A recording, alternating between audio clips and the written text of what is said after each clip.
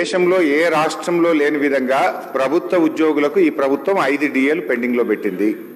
ఆ 5 డిఏలు ఎప్పట్లోగా చెల్లిస్తారో మంత్రి గారు సూటిగా సమాధానం చెప్పాలి. ఒకటి అధ్యక్ష.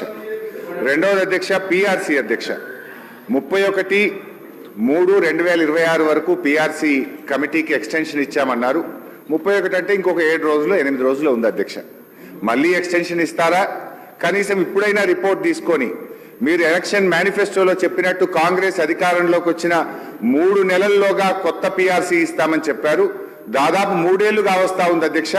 మళ్ళీ ఎక్స్టెన్షన్ ఇస్తారా? దయచేసి ఇప్పుడైనా ఆ కొత్త పిఆర్సీని మళ్ళీ ఎక్స్టెన్షన్ ఇవ్వకుండా ఉద్యోగస్తులకు అందించాలి. అది ఎప్పటిలోకి ఇస్తారో మంత్రి గారు స్పష్టంగా చెప్పాలని అడుగుతున్నాం. నంబర్ 2 అధ్యక్ష. నంబర్ 3 అధ్యక్ష, రిటైర్డ్ ఉద్యోగుల వెతలు అంతా ఇంత కాదు అధ్యక్ష. 30-35 ఏళ్లు ప్రభుత్వం కోసం పనిచేసిన రిటైర్డ్ ఉద్యోగులు జీవిత చివరాంకంలో వైద్యం అందక, పిల్లల పెళ్లిళ్లు చేయలేక చాలా ఇబ్బంది పడతా ఉన్నారు అధ్యక్ష.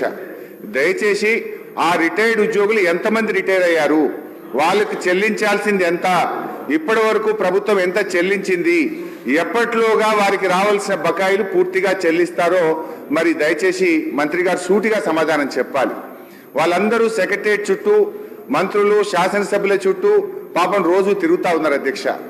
రిటైర్ అయిన తర్వాత ప్రశాంతంగా జీవితాన్ని గడపాల్సినటువంటి రిటైర్డ్ ఉద్యోగులు ఇలా రోడ్ల మీద కూర్చొని ధర్నాలు చేయాల్సినటువంటి పరిస్థితి ఏర్పడతా ఉంది అధ్యక్ష. సో దయచేసి నేను ప్రభుత్వాన్ని కోరేది ఒకటే అధ్యక్ష, మీరు రిటైర్డ్ ఉద్యోగులకు డబ్బులు ఇవ్వడానికి నిధులు లేకనా లేక మనసు లేకనా నాకైతే అర్థమైతలేదు అధ్యక్ష.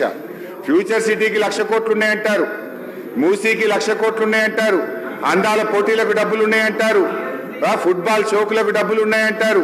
వాటన్నిటికీ డబ్బులు 3వ క్యాంప్ ఆఫీస్ మీరు కట్టుకుంటారు. ముఖ్యమంత్రి గారు 100 కోట్లతో క్యాంప్ ఆఫీస్ కట్టారు. సరే, మీరు కట్టుకోండి, మాకు అభ్యంతరం లేదు. కానీ ఎందుకు ఈ ఉద్యోగుల పిఆర్సీ డిఏలు పెండింగ్ లో పెడతా ఉన్నారు?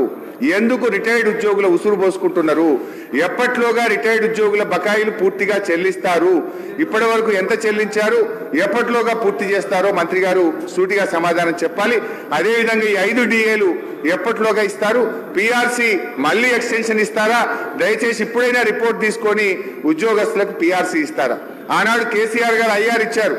మరి మీరు ఏమన్నా ఆ ఐఆర్ను పెంచైనా సరే ఉద్యోగస్తులకు ఏమైనా మరి వారికి రిలీఫ్ ఇస్తారని చెప్పి మీ ద్వారా ముఖ్యమంత్రి ఉప ముఖ్యమంత్రి గారిని కోరుతా ఉన్నా అధ్యక్ష. శ్రీ కేపీ వివేకానంద గారు. ధన్యవాదాలు అధ్యక్ష.